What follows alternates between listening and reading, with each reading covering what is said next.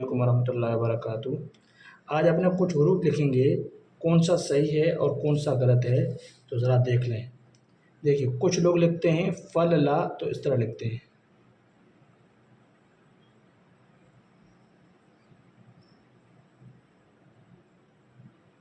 ये तरीका क्या है? गलत है। सही कौन सा है? सही ये वाला, फल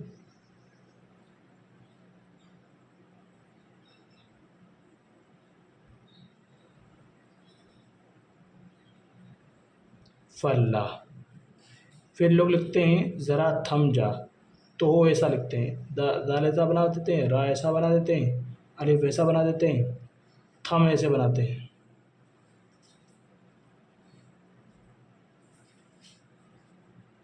ज़रा थम जा, ये क्या है? गलत है। सही कौन सा है? सही ये वाला है, ज़रा थम।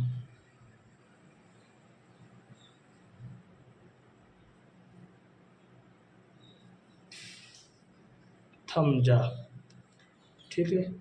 फिर लिखते हैं भिड़ ने काटा, तो यूँ बनाते हैं।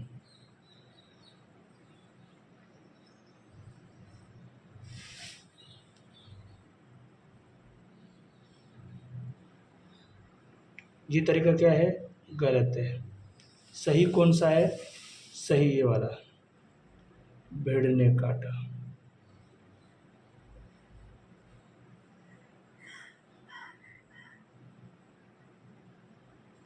काटा,